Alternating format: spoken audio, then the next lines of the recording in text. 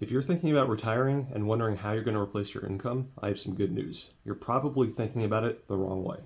Hi, I'm Scott Whiskeyman. I'm a certified financial planner. Most people think they need to replace all of their income when they retire, but that's typically not the case. Let's say you make $120,000 per year or $10,000 per month. For simplicity purposes, we'll say you get paid twice per month, so 26 paychecks per year, or $5,000 per paycheck. Let's imagine a hypothetical paycheck with deductions. Part 1, taxes. So first, there's federal income taxes. Let's say you're withholding 15% for federal income taxes. For those who can't do math, it's $750. Except for super low earners, those aren't going to go away in retirement.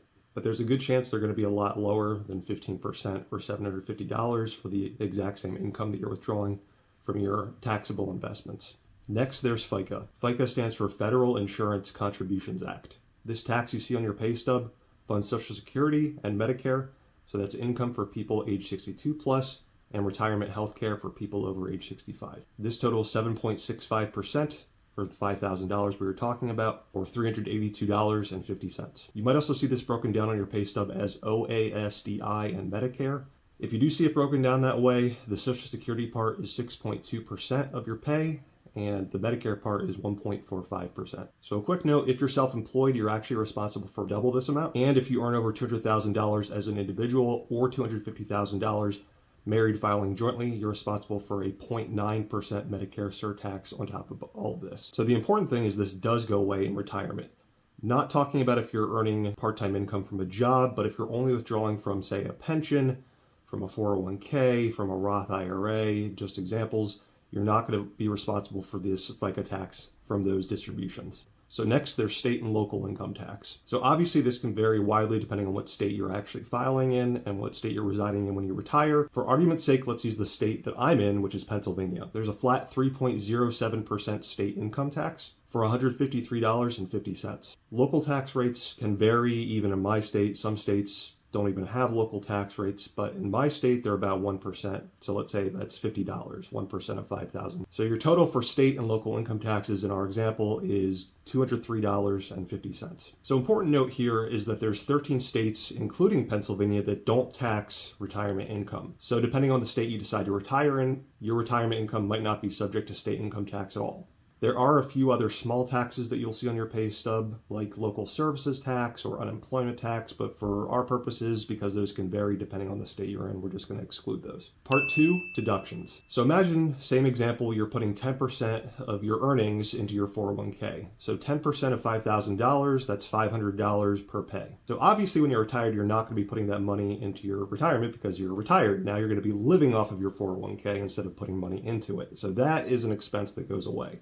Even though it's not really an expense, it is a deduction from your paycheck that you'll now no longer have and you no longer have to think about. There's a lot of other deductions that come into play, and these can vary widely depending on the selection of benefits, the size of company you work for, but just a few examples. There's health insurance, dental insurance, vision insurance. Those are all very common deductions. You might even have a health savings account that you contribute to. And then there's other random ones like accident insurance and critical illness insurance. Sometimes those are abbreviated as cafeteria plan. For our purposes today, we're just going to keep it simple. We're just going to assume that you're paying $400 per month for all of your insurances. So that includes your health insurance. Maybe you get an employer subsidy, and then maybe you have some life insurance in there and some dental and some vision, some very common insurances that we see on pay stubs. In reality, you might be on your spouse's health insurance. Your employer might fully cover your life insurance.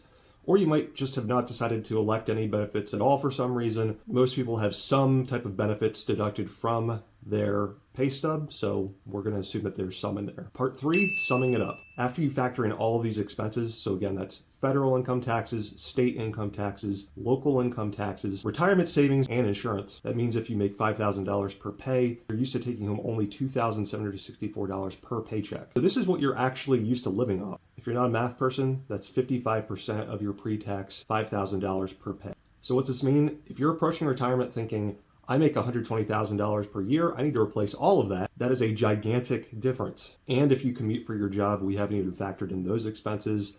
That could be things like gas, wear and tear on your car, oil changes, or if you don't own a car, maybe it's bus fare, maybe it's ride share, maybe it's the Amtrak or some type of public transportation. So that would reduce your taxable income and your take-home pay that you need to have the same lifestyle even more. But let's talk about those expenses that will remain.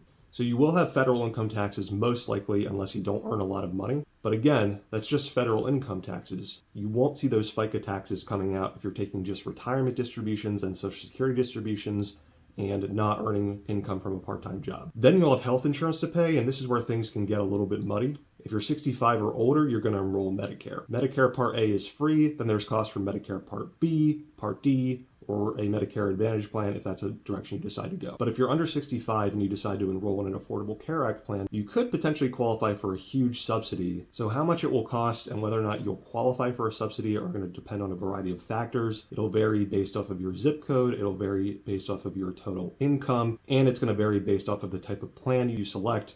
So that means things like the deductible and the other benefits that are built inside of the plan. But you can actually be strategic here about which accounts you decide to withdraw from. So maybe instead of withdrawing entirely from tax-deferred accounts, you could decide to withdraw from Roth IRAs, Roth 401ks, account balances built up in checking, savings, money markets, CDs. Under current tax law, these don't count towards your income when determining your subsidy for an Affordable Care Act plan. But to keep things simple, let's say you retire and you decide you want to make $6,000 per month after federal income taxes. That's going to cover your lifestyle and that's going to cover your health insurance. If you're 65 or older, that extra $500 per month, which is $6,000 minus $500 equals $5,500, is almost certainly going to be less because Medicare Part A has no cost to it. Part B is going to vary depending on your income. So that's for your lifestyle, your fixed, and your variable expenses. To net that, you'd probably have to withdraw about $84,000 per year from a pre-tax account, such as an IRA, 401k, or 403b. And again, we're assuming that you happen to retire in a state such as Pennsylvania, Florida, or one of the 13 states that doesn't tax retirement income. So that is only 70% of your pre-retirement income. And the one thing I didn't mention is that if you're taking Social Security, that's also not fully taxed. That's something I'm going to break down in a future video. Now, Social Security and pension are your guaranteed income sources in retirement. If you want to know how to get more guaranteed income, you might want to consider an annuity, which I talk about in this video. So again, the bottom line is keep in mind when you're retiring, you might not need to fully replace the income that you're earning while you're working to live the exact same quality of life. If you like this video, please like it and comment below. I would love to hear what you think. And I'd love to hear what questions you have about transitioning from working to retirement. Please comment below and I will take my time and respond to you. Thanks for watching today. I appreciate you all.